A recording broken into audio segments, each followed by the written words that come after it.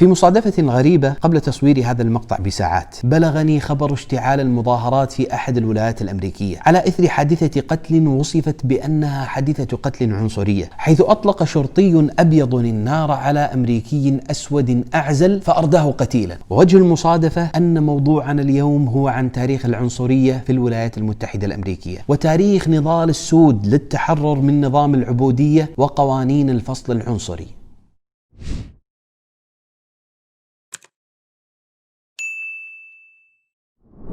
السلام عليكم.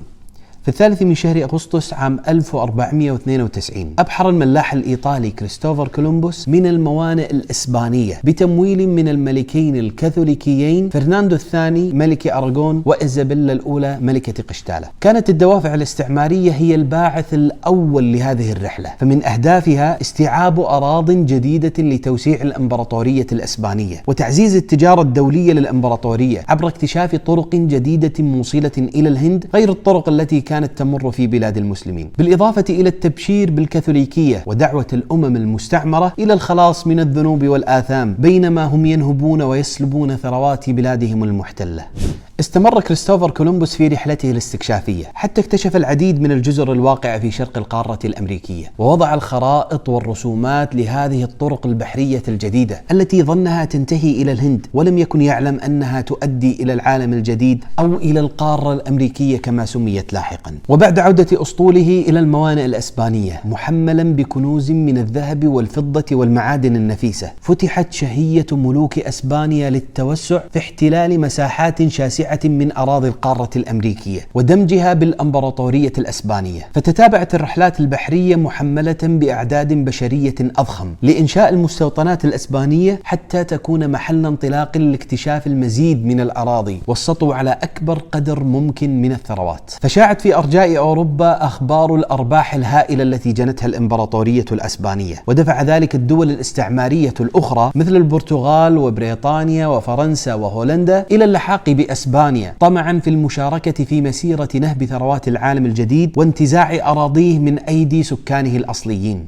ومع تضخم تبعات الاستيطان وحاجة الغزاة الأوروبيين إلى توفير أعداد ضخمة من العمالة التي يمثل وجودها ضرورة لاستغلال الثروات الواسعة من المناجم والمزارع وقطعان الماشية وغيرها، قرر الغزاة الجدد استعباد الهنود الحمر وتسخيرهم للقيام بالأعمال الشاقة، ولكن ضعف أبدانهم وهلاك عشرات الآلاف منهم بسبب الأمراض المنقولة إليهم عبر الغزاة لم يجعل من الهنود عمالة مناسبة لإشباع نهم الرجل الأبيض في ابتلاع خيرات وثروات الآخرين. فأوحى شيطان الإمبريالية إلى الغزاة فكرة استرقاق الأفارقة وجلبهم إلى العالم الجديد، فهم الأقدر على تحمل الأعمال الشاقة تحت أشعة الشمس الحارقة، وهم الأقوى مناعة من الأمراض الأوروبية. وقد باركت الكنيستان الكاثوليكية والبروتستانتية عمليات خطف الأفارقة واسترقاقهم بعد أن أغراهم تجار الرقيق وجعلوا لهم رسوما على عملية تصدير العبيد. فكانت هذه الحملات مربحة إلى حد كبير، حتى بلغ بأحد الأساقفة أنه أرسل سفينة لحسابه الخاص في إحدى عمليات تصدير الأفارقة، بل إن كثيرا من المبشرين الذين أرسلوا إلى أفريقيا جنوا أرباحا طائلة مقابل تقييد مجموعات الأفارقة بالأغلال وسحبهم إلى الساحل لقباطنة السفن حاملة العبيد. وكان صائدو العبيد يجرونهم بالسلاسل ويسيرون بهم مئات الأميال ويدمغونهم بالأختام المحماة كما تدمغ الماشية ليسهل تمييزهم ويعرف من هو مالكهم، ثم يكدسون في سفن العبيد المرعبة لا يجد الواحد منهم فيها موضعا لقدمه، وكانت السياط تهوي على ظهورهم لإجبارهم على الالتصاق في أضيق مساحة ممكنة لمضاعفة أعداد العبيد المرحلين إلى أمريكا، وهو ما يعني مضاعفة الأرباح التي تجنى من بيعهم. وبسبب هذه الظروف القاسية وغير الآدمية كانت رائحة سفن العبيد تشم على بعد أميال من مكانها، وكلما اقتربت اشتدت تلك الرائحة الكريهة وسمعت صيحات الألم من أفواه الأفارقة المخطوفين. ولم يجد تجار العبيد أدنى حرج من إلقاء أعداد من العبيد في البحر تتلقفهم أنياب أسماك القرش عند الخشية من نقص المياه. وتشير بعض التقديرات إلى أن من بين كل 5 يتم ترحيلهم إلى أمريكا يسلم من الموت 1 فقط، أما البقية فإنهم يموتون بسبب العنف والقتل والمرض والجوع. وعلى الرغم من هذا الهدر في أرواح العبيد إلا أن مجمل الأرباح لم يكن يتأثر، فقد كانت نسبة الأرباح من تجارة الرقيق تصل إلى 1000% في الرحلة الواحدة.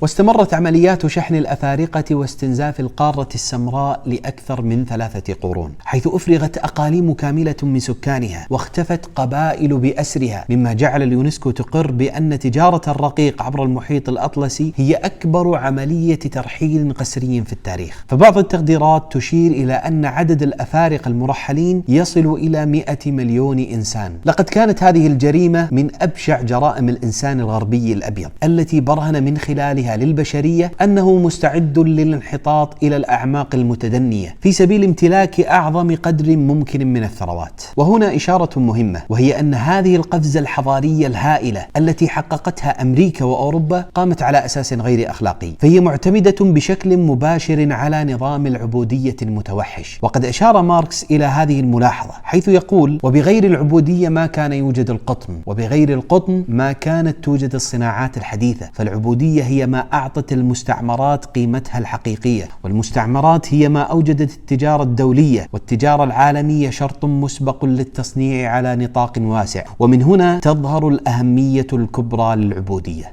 لم يكن رسو سفن الاستعباد على الشواطئ الأمريكية يعني انتهاء آلام الأفارقة، بل كان يعني ابتداء فصل جديد من فصول التعذيب. فكانوا يساقون كما تساق البهائم إلى أسواق النخاسة، مقيدة أيديهم وأرجلهم مكبلة، ويمطرون بوابل من الإهانات اللفظية والجسدية، ثم يقذف بهم إلى حقول القطن ومعاصر السكر، ويبدأ نفوذ القانون الوحشي الجديد الذي وضعه الرجل الأبيض. إذا ضرب الرجل الأبيض رجلا أسود فرد الأسود الضربة إلى الأبيض فإنه يقتل، وإذا ركب الأسود الخيل عوقب بالجلد، وإذا هرب العبد من سيده فقد أبيح دمه، فمن وجده قتله. وكانت ساعات العمل المقررة تصل إلى 19 ساعة في اليوم، وكان للسيد السلطة المطلقة في إيقاع العقوبات على العبد كالجلد أو الحرق أو بتر الأعضاء أو الحكم بالموت. بل أقرت بعض الولايات مثل ولاية فيرجينيا وولاية ميرلاند عقوبات أكثر بشاعة كالتمثيل بجثث الموتى بعد شنقهم. ومن أجل إحكام السيطرة وتعزيز الاحترازات من نشوء حركات تمرد في صفوف العبيد، حرم عليهم تعلم القراءة والكتابة، لأن الوعي والعلم هما أول عتبات الحرية وتفكيك نظام الاستعباد. وبالرغم من كل الممارسات القمعية إلا أنها لم تمر دون مقاومة، فقد بذل الأفارقة المستعبدين تضحية عظيمة في سبيل استرداد حريتهم المسلوبة واسترداد كرامتهم المنتهكة. وقد سجل المؤرخون ما يصل إلى 250 انتفاضة قام بها الأمريكان السود من أجل تحقيق حريتهم. وتمثل انتفاضة هايتي التي بدأت عام 1791 نقطة تحول كبيرة في تاريخ العبودية، فقد بلغ عدد العبيد المنضمين إلى هذه الانتفاضة ما يقارب 100,000 شخص، واستمرت سلسلة الانتفاضات تتوالى وتتتابع، فأرغمت الكثير من الولايات على تحريم الرق، حتى انتهى الأمر إلى إصدار الولايات المتحدة قرارا يقضي بتحريم الاتجار بالرق نهائيا عام 1794. ولكن الولايات الجنوبية ظلت متمسكة بنظام العبودية، لكون إلغاء هذا النظام سيمثل ضربة قوية لاقتصاد ولايات الجنوب المعتمدة على العبيد في زراعة القطن، حيث يشكل محصول القطن الجنوبي 3/4 المحصول العالمي. لذلك أعلنت ولايات الجنوب انفصالها عن الولايات المتحدة الأمريكية فور إعلان الرئيس الأمريكي حظر الرق في جميع الأراضي الأمريكية. فاشتعلت الحرب الأهلية الأمريكية بين الولايات الشمالية بقيادة الرئيس الأمريكي إبراهام لينكولن والولايات الجنوبية بقيادة جيفرسون ديفيس. وقد شارك السود بقوة في معسكر الولايات الشمالية من أجل تحرير إخوانهم في الجنوب والقضاء على نظام العبودية الجائر. وبانتهاء الحرب الأهلية انتهى عصر العبودية، وتبنى الكونغرس الأمريكي التعديلات الدستورية التي أنهت دستورية نظام الاستعباد، فنصت القوانين على منح الجنسية الأمريكية لأي شخص يولد على أرض الولايات المتحدة، وعلى إعطاء السود الحماية المتساوية والكاملة أمام القانون. إلا أن إقرار هذه القوانين لم يضمن للسود حقهم على أرض الواقع، لأن ثقافة التمييز بين الأعراق متجذرة في عقل الإنسان الأمريكي، ومن الصعب جدا أن يقبل المعايشة مع الأمريكي المنحدر من الأصول الإفريقية. فسن الديمقراطيون حزمة من القوانين العنصرية التي تضيق الخناق على السود وتمنعهم من حقوقهم في المواطنة، وأطلقوا على هذه القوانين اسم منفصل لكنه متساو. وتهدف هذه القوانين إلى الفصل بين السود والبيض في الأماكن العامة والمدارس الميكروباص والمواصلات حتى المراحيض العمومية، فكان الرجل الأسود ممنوعا من الأكل في مطاعم البيض أو الركوب في المواصلات العامة الخاصة بالبيض، بل في بعض المناطق يمنع الرجل الأسود من المسير مع الرجل الأبيض على رصيف واحد.